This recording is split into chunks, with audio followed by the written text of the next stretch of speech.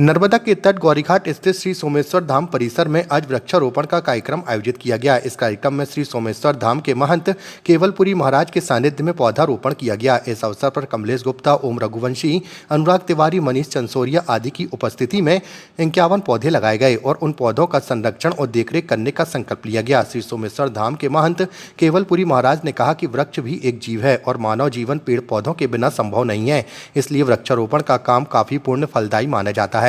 इस मौके पर महापौर जगत बहादुर सिंह अन्नू विशेष रूप से मौजूद रहे। बोलिए पशुपतिनाथ भगवान की जय। हाँ, आज बड़ा सुंदर शुभ अवसर प्राप्त हुआ। सोमेश्वर धाम में हमारे विशेष सज्जनों के माध्यम से वृक्ष रोपण अन्नू जगत बहादुर जी महापौर, हमारे कलेक्टर को भी आने की ऐसी आशा पाई जाती है। यत्र तत्र जहाँ तहाँ हमारे अरुण दुबे जी और ब्राह्मण समाज महासभा के भी कुछ सदस्य शामिल हुए, हमारे कमलेश कनकने जी, और विशेष रूप से सेवा भाव वृक्षरोपण में जो भाग लिया हमारे अनुराग जी, रांझी निवासी, ओम रघुवंशी जी, कृष्णा मूर्ति, ऐसे यत्र तत्र बहुत से सज्जनों का कुछ मैं नाम जानता हूँ, कुछ जानता भी नहीं, जो विशेष यहाँ सेवा भाव देने के लिए उपस्थित हुए। आज ये वृक्षरोपण का जो कार्यक्रम रखा गया, जैसे कि वृक्ष ही हमें सब कुछ प्रदान करते हैं, मृत लोक की जो रक्षा 84 लाख योनियों की होती है वो वृक्षों के माध्यम से ही होती है। इसी प्रकार जैसे हमारे परमार्थ भगवान शिव जब 14 रत्न निकले थे तो 14 रत्नों में से कालकोट नाम का जहर निकला था। कोई देवताओं में इतनी समर्थ नहीं थी कि वह जहर को ग्रहण कर सकें, मगर परहित के लिए भगवान शिव अपने कंठ में उस जहर को रखा। अगर भगवान शिव उस समय उस जहर को अपने कंठ में नहीं रखते, मृत लोक में कहीं भी भूमंडल में डालते, तो आज हमारा 84 लाख जीवों का जो बड़ा सुंदर स्वरूप हमको आपको प्राप्त हुआ वह प्राप्त नहीं होता। बड़ा टेढ़ा मेढ़ा, काना खोथरा, बड़ा विकृति वाला होता, क्योंकि जहर का काम है प्रदूषण को फैलाना, यत्र तत्र जहाँ तहाँ जलन करना। तो आज वह शिव का काम वृक्ष के माध्यम से हमें आपको प्राप्त हो रहा है।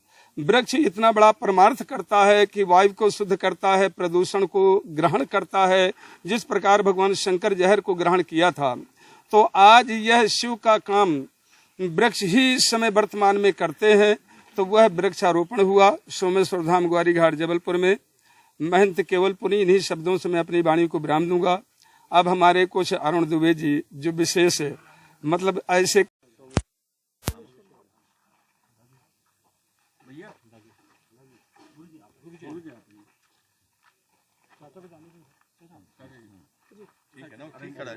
दैनिक द्वारा सोमेश्वर धाम में आज गुरुजी के नेतृत्व में हम लोगों ने पौधारोपण का कार्यक्रम किया। निश्चित तौर पर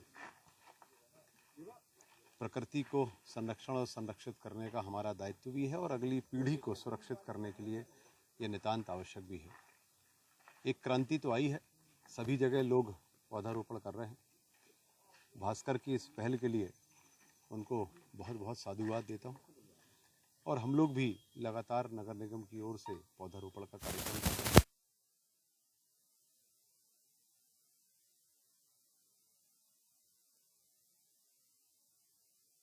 पूरे मध्य प्रदेश और देश में आएगी।